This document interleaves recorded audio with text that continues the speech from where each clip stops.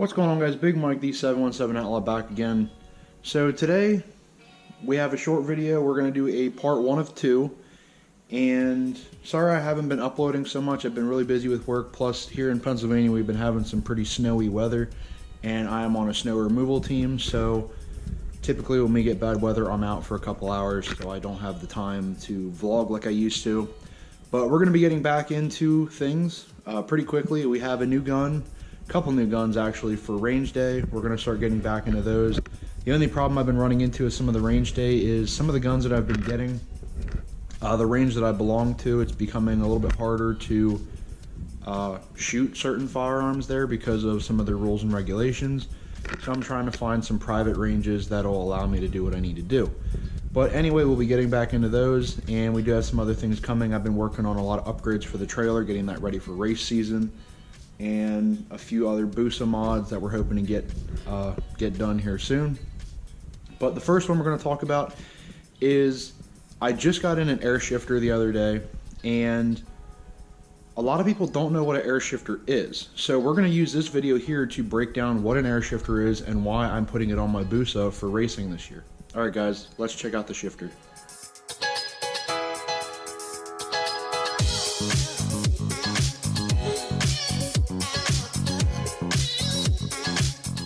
Alright guys, well, looking at the MPS system, first off I want to get a shout out to Schnitz Racing, who had everything in stock and allowed me to order it with extremely fast shipping. I think I ordered this on Wednesday or Thursday and I got it by the weekend. It was pretty cool to get it that quick. But anyway, breaking down these shifters is it's basically shifting at the hit of a button. It's a quick shifter on steroids. So pretty much what you do is you wire this. This is the ECU kill box. So this will actually shut the motor off for, I believe it is 7 to 15 milliseconds, and allow for all the load to be taken off the motor to allow the air cylinder or piston to pull your shifter and allow you to go into the next gear. So once you wire this up, which like I said wires to your horn, so you have your horn button will double as your horn and also the button to engage your shift. So what that'll do is simultaneously this will kill your motor as that shifts, and it'll allow for me to, one at the track, be able to hold wide open and just hit the button.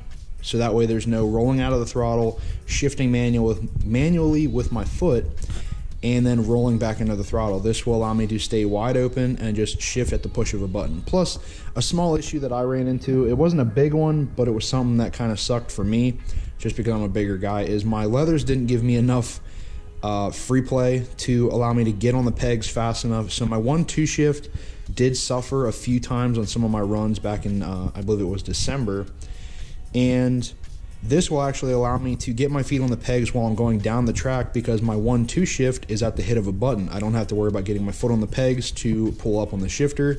All I need to do is get my feet on the pegs while I'm going down the strip. Even if I don't, I could keep my legs hanging and just hopefully I don't rub the toes off my boots. But anyway, looking at the system as an overall, the setup that I went with, first off, my bike has an Evil swing arm, which I'll put their information down below, along with Schnitz and MPS. So my swing arm has a cross member that actually doubles as a tank. It is rated for 200 psi of air, and it works great for air shifters.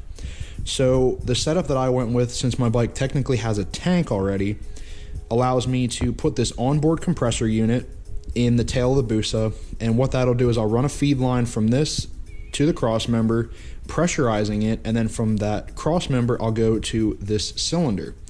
Now, the reason I went with the onboard compressor is because, one, I could put a bottle on the bike that pressurizes that cross member, even though it's kind of stupid because you'll have 2 tanks basically, then it goes to your cylinder.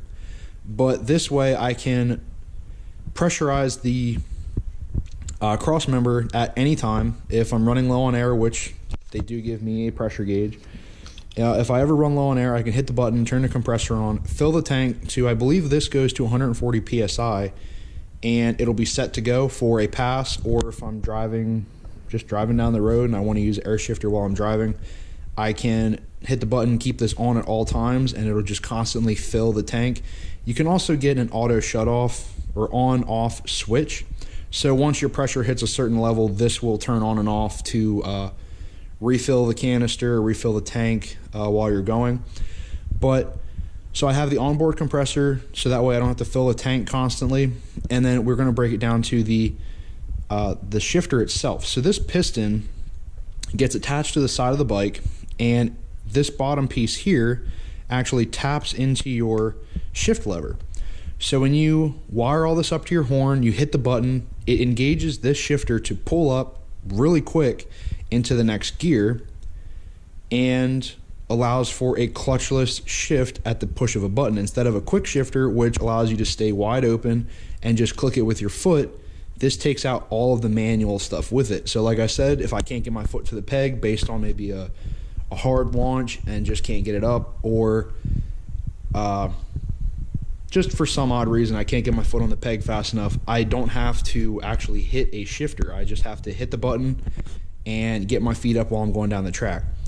So this system will allow me to cut tenths off my time and also just allow for a much quicker and smoother shift without more of the manual aspect. It'll be more of a mechanical feature and allow less wear on me and allow this system to take over and do it all for me. Now these systems can be outfitted with an RPM chip, so you can set this to shift on its own at a specified RPM for your bike. For me, I like to shift around 11 grand, so I could set it for 10.9, 10.8, 10.5 even, and it'll automatically shift every time for me. So this system is, it's really nice for a street and strip setup, because yes, you can use it on the street. Would I use it all the time? No, because that might put a lot of wear and tear on the compressor, but this just makes it nice so that at the track I don't have to worry about running out of air. That's the main reason why I went with this setup, and also this will cut tenths off, so hopefully we can hit that 8-second mark this year, which I am dead set on getting. We do have some other mods. I'm hopefully going to be switching to either a radial or a slick, and hopefully we can get a little bit more traction, get a better launch.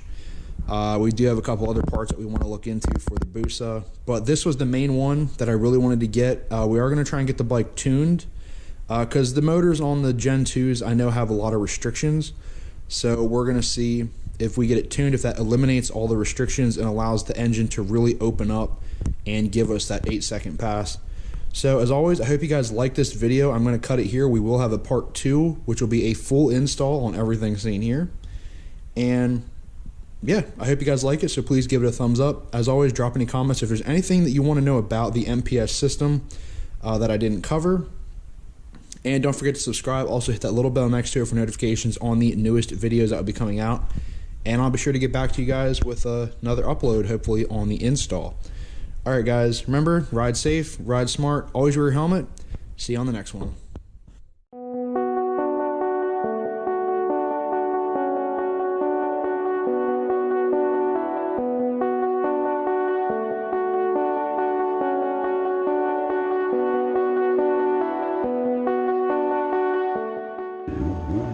Wow.